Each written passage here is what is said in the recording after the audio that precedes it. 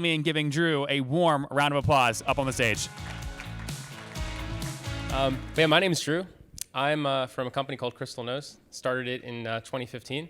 And just to get an idea, so this is going to be all about business model transformation. How many people have the majority of their revenue coming from either, what do you call it, PLG or self-service, or basically most people pay you with a credit card individually? All right. And then how many people, most of their revenue come from a more B2B motion where it's annual or like subscriptions? Got it. So we're about like 40 to 60. How many people are changing from one to the other or moving from one? All right, so is it a moving up market? Both? All right, so I guess who's moving up market right now? Okay. Who's moving down market? Cool. All right, so we got a good mix. So just to give you the high level, we are about 7 years old, and we've been in the long process of figuring out that the world of like self-service and SMB, it was great to get us started, but it was not going to get us to where we want to be. So when people ask me how long I've been doing Crystal, I say it's like a 7.5-year-old company, but it's like a 2-year-old business. So that's kind of what this is about. So my biggest lesson from the last 7 years of doing this was just that most SaaS cannot scale by PLG alone. And PLG means a lot of things to a lot of people. If you want to just substitute like self-service for us, so self-service pricing or payments. So I just want to walk through the next 20 minutes. I guess there's really 2 stages. One is I call our PLG model. So I want to start basically where we were for the majority of our company's life, where it's just everybody is a self-service, single subscription, paying us with a credit card, don't really talk to most people. To do that, I'm gonna go over how we built that organic funnel, how it really helped us to achieve profitability and grow in a lean way, but then also the problems, why I couldn't scale. So then I'm gonna go over the pivot, how we validated the new model, and how we de-risked that whole process so it wasn't just cutting off things right away and changing, and then the challenges that come along with it. And then if I don't speak too long and ramble on, I'm going to talk about the new model and how that has played out so far over the last 2 years. At the high level, we've about 4x'd our LTV, which is the main kind of metric that I've been using as success to make these decisions and build the team and everything. So 3 stages. So I'll start with just basic overview of the product. Is anybody here familiar with Crystal? Okay, a few people. So it's we call it an adaptive selling tool. We serve mostly B2B sales teams, and they use our Chrome extension on LinkedIn to help them communicate better with people. And we also have these tools for Gmail, Outlook, help people write better emails based on the personality of who you're speaking to. Like I said, we've been around for just over 7 years, been profitable for the last 3. We did raise money, so we raised venture capital from mostly strategics. So Salesforce and HubSpot Ventures are our primary 2 investors, and we've got a couple more. And we have about 30 employees right now, scattered all over the US and Canada.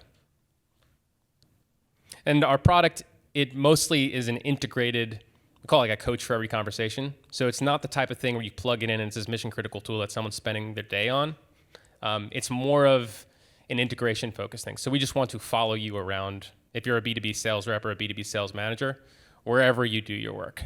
So that's kind of an example of what the product does, living in Gmail. Works in a similar way to like spell check or Grammarly, but corrects your emails as you write.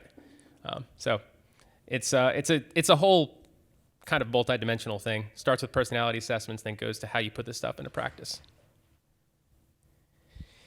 So this is just like a picture of from when we've started to now, and it's been a journey. It's kind of crazy for me to look at the change in it. So if you notice, there's 2 lines. That pink line is our self-service business, and that was all of our revenue for the first 5-ish years of growing Crystal.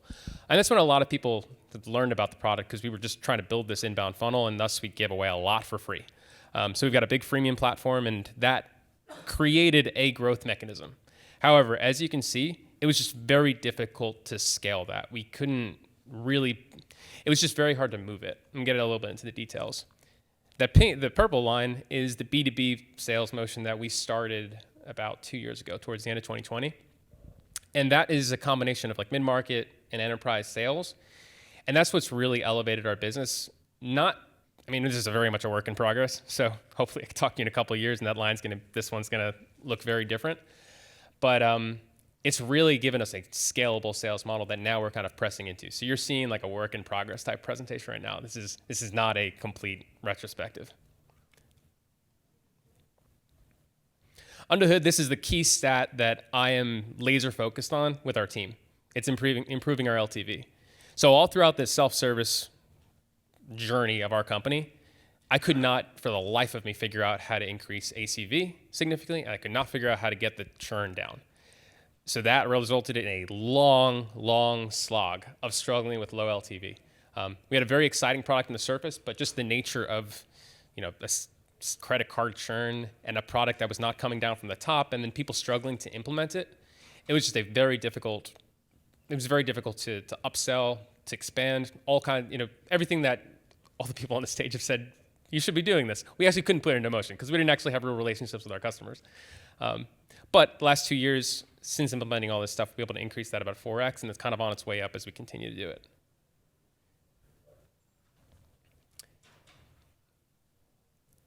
So the first model, just so we know what we're talking about here, you might find it something similar. We were charging anywhere between like $29 and $49 a month for our product, and it was mostly monthly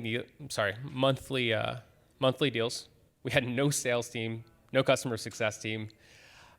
At the time, I bragged about that. It's like, yeah, great. Our product kind of just sells itself. People just pay us. It's wonderful. I was able to just do things like, have a tiny, tiny team that was mostly just me and a bunch of other developers. And honestly, it wasn't all bad. Like the good parts about this was that it forced us to build really strong organic funnels. So Crystal does over 1,000 signups per day. And of those, there are a lot who are very well qualified for an account. So building that funnel was really helpful.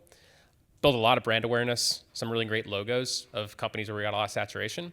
And then also just product-wise, when you have that kind of motion, this is a reason I would say here, definitely go into freemium or PLG if you haven't yet. It gives you a very, very fast feedback loop. You can put something out there. And whereas if you're in a pure B2B motion, it's going to take you a while, maybe months to figure out, did this work? In a high volume transactional business, you can get data like within a day, or depending on what you're doing, maybe it's a couple of weeks. So being able to make decisions really quickly, that was a really big part of the PLG part. And then also it was just super efficient. So insanely low CAC. At the time, most of the time we did this, we just had less than 10 people. It was just not a very people intensive business, and most of those were on the product engineering side. And we were able to build steady cash flow. So as a tiny company, we were able to, even after raising venture capital, add like over $1 million to the balance sheet and just kind of keep going smooth and steady. But anyway, I was going to just describe a couple of those, how we did that. This was a part of the organic funnel and how it was generating those 1,000 signups a day. So first one was just multiplayer features. I can skip over these details here. But the second was SEO. So that was a major part of growing that funnel. Most of our SEO is just these personality tests and all these types of opportunities that we found online. So bottom line here is that growing that self-service or PLG motion was really a forcing function for us to build these types of channels. So that is a great reason to do it. And also it really plays into our strategy now. But it really struggled. So just to put some numbers to it, I mean, our churn rates were probably 2 to 3% in just credit card churn, like involuntary credit card churn alone. And you can recover some of that if there's tools to do it. But even that to overcome is really tough. And then you put it on top of it, it's a product that we would find that people, when they started even if they're at a huge company, it feels like a secret weapon to them, so they don't really spread it to others. This is mostly dealing with sales reps. So they're competing with their peers. So rather than say, hey, I found this great new tool, a lot of sales reps in these large companies had a more adversarial relationship where we would talk to them and say, like, hey, you like using the product? It's like, yeah, I love Crystal. And then we asked them like, oh, is anybody else on the team using it? It's like, no way, I'm not telling them about this. Like, this is giving me an advantage. That was a really interesting learning from like one of the darker sides of like a single license type product. So that happens. So it was very hard to increase the ACV or get opportunities and spread it. That was like one of the main things I found out. And then when I dug in further, and this has continued up till this year, was I learned that there were a lot of huge companies that were kind of, because I don't want to say it's like a hole in our business model, but we didn't really expect them to use the product in the way that we thought. And because this is just a bunch of people giving us their credit card, it wasn't a full motion where they're paying us thousands of dollars, they're paying us a few $100s a month. Never really even had the opportunity to understand that. Now we talked to a lot of them because we had I had one-on-one relationships with people, and but we're dealing with like 5,000 customers at one point, a 10-person team. You just don't have the insights you do when you're dealing in a larger motion. So these were some of the issues that were really holding us back. Then around the mid to late 2020, had these insights which caused us to change over to, now I call it this PLG plus B2B sales motion. We had a couple of team subscriptions, and this is, I think, one of the unexpected things where if you're one of those companies that's going from self-service towards enterprise or B2B, this is one of the things that just surprised me. I was expecting roughly similar usage and retention patterns, but what we saw was a jump from like 55% retention rate to about 120. And that was pretty much the same product, except when it was an individual use case, you lose half of them over a year, versus the same exact product in a B2B use case where we've got a customer success team, people actually responsible for maintaining the revenue, expansion opportunities. We're seeing a consistent about 120% retention rate. And that's before we changed the product to accommodate for those people better. So that was like the kind of thing that would be obvious to a more experienced person who knew what they were doing, but that's not me. So it took me 5 years to realize that. I was like, all right, well, this product what I thought was a product problem over and over again, if we just release the right feature, then people will stop canceling accounts. If we just figure out how to, tweak the onboarding so, that we get the right self-service customer, then we'll have better numbers. But it turns out it was just our product. This is not the same for everybody, but our product in particular just works better when it's part of a whole organizational initiative or a whole team initiative. So that was the biggest intro. But then there were some other things here, like, for example, this I kind of mentioned before, when large companies were organically converting.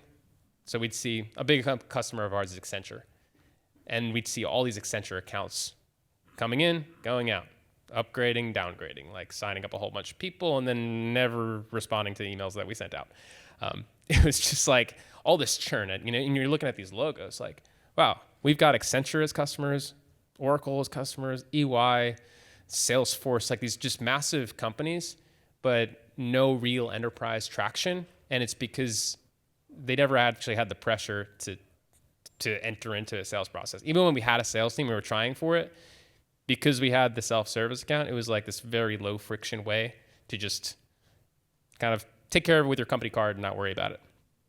And then overall, just personally, and this maybe you can resonate with, the constant steady grind of doing a B2B company, but with B2C like churn, was just exhausting. Because all B2C companies that have subscriptions, they all deal with high churn rates relative to what a B2B company looks like. But I think a lot of prosumer type, models, it can work with a super, super sticky product. That's not really what we have. It's not like that. So constantly seeing customers churn and building these relationships, and then seeing it's just physically like exhausting to do, because you feel like you're constantly on this hamster wheel, and maybe you're taking like 2 steps forward, or maybe you're taking like 5 steps forward and then like 4 steps back. That's what I feel like. So back in 2022, this is at the point where we had probably, I'd say 2 to 3% of our revenue coming from these team deals. But we got those insights that I mentioned. Like, wow, these customers have just been here forever. They were just things that I closed personally. Didn't have a sales team doing it. I realized these people are actually using this product, and they are showing a lot of success with it. And they seem to really like it a lot more than the individuals who keep coming in and out. Decided to just kind of go for it, because like I said, we had raised money and we had the cash in the balance sheet. We just didn't really know how to use it. So at this point, even though we were profitable, or because we were profitable, I was able to just say, like, let's just take the risk and try something new. So in 2020, we hired finally a VP of sales who'd done this before. Can't speak enough to that, just the amount of experience I lacked. So both on the VP of sales and VP of customer success, people who had done this before and just like allowed to cover up my blind spots as like a developer, technical founder. And then we started placing new limits on our self-service accounts and just kind of went for it. And so this is what our model, after a lot of tinkering and a bunch of different kind of flows, has now today looks like. So we get about 20,000 signups from all kinds of word of mouth, so direct, referral, all that, per month. Then we get about 10,000 signups via SEO, so that funnel I mentioned, and a little bit for marketing. Everybody converts to free accounts. So this is I said we killed the freemium model. We didn't really kill the freemium model. That's still going strong. We killed the freemium to self-service model. And now everybody ends up getting put in one of these buckets. There's really 4 buckets. There's a lot of people that are just consumers who are kind of disregarded. But of the leads, you got MQLs. These are people who would previously sign up for a self-service account. And these are the ones who either are a tiny entity at a large company who we want to nurture, or they're someone who had a genuinely small business. There's the mid-market, which is for us like 3 to 24K ACV. And these are generally companies that have teams of people, call it from 10 to 100. And we have a sales team around that. And then we have this enterprise bucket where the companies that are usually greater than 5,000 people, a lot of them have scattered free users, little paid accounts across the board, and it's primarily a sales use case for us. So this model flows both into those buckets, and then those buckets flow upward because we're kind of constantly nurturing those smaller scale leads into the larger ones. The trade-offs are definitely real too. And I definitely I'm not going to go too into detail of this because I want to show you the results of all this. But the main ones are around sales cycle and complexity. So if you've ever tried that up market motion, if you're going the opposite direction, it's kind of a nice reprieve from those things. But going up market, we definitely had to build out our overall apparatus and the infrastructure around compliance and legal and all of this. So that's been a big trade-off, and also much greater seasonality. This was one that I didn't expect. Whereas our revenue used to be very, very steady. Now we see those huge drop-offs in the summer, come back in towards the end of quarters, and then you get that big drop-off in the winter. Something that was just not on my radar as a just mainly PLG founder. And I was like, oh, wow, it actually matters when people are in the office. So there's all these little things. And then one I didn't expect too is a little bit of an emotional roller coaster difference because, I think last week we closed one of our biggest deals ever, and it was in flux for a while and felt really good. And the week prior, we had lost one of our biggest deals ever that didn't close. So that was something I never, ever dealt with before. And these are the two main drivers for it, though. So those risks so far look like they're paying off. So our overall revenue per user is up about 3 times. And like I said, the churn number on those B2B accounts is much more healthy. So that's kind of continuing on this downward trajectory. And the number's not on here, but the net is about 120% for the B2B accounts. So we finally got over 100% across the customer base. It's about 101. And we're kind of continuing that upward motion. So today, this is what it looks like. We've got that yellow line, which is the self-service business. The pink line is our mid-market business, and that earlier developing line is our enterprise business, which is where we're really hoping most of the growth comes from in the future. And one thing you notice is just that yellow line, it's going down. And that's one of the key takeaways for me is that, I'm going to actually go to my next slide here. These are the 3 key takeaways, but that last one was I realized for years as a founder that has been used to one business model, I actually had this built-in fear of watching a number go down. A number going down that I could have relied on steadily going up, even if it was really hard to make it increase faster. The only thing that helped me personally unlock a new business model with those much healthier unit economics and something that I can actually scale now because I have a model that I can plug salespeople into and a customer success team into, and if they hit their numbers, it works. The only thing was getting over the fear of watching a number go down that I had trusted in going up for a long time. So that's the key thing. If there's anything to take away from this presentation, it's the thing that got you to say 1 million may not be the thing that gets you to 10 million. And if you have any kind of mental blocks like that, usually because you've been, resting on one number going up for a long time, then getting over that can be really helpful. So anyways, yeah, that's I think we're about 20 minutes now. So that's the end of my presentation. If anybody wants to go in deep, I love like nerding out on business model type stuff because I've been tinkering with this for years at this point. Especially when we're talking about moving one way or the other. It's just, there's so many of these built-in assumptions that you have that are completely the opposite or completely false that you don't really figure out until you move that direction or until you really meet and go deep with someone in that. So yeah, I'd love to talk about that with anybody who's kind of going through that motion or the opposite motion. So thank you.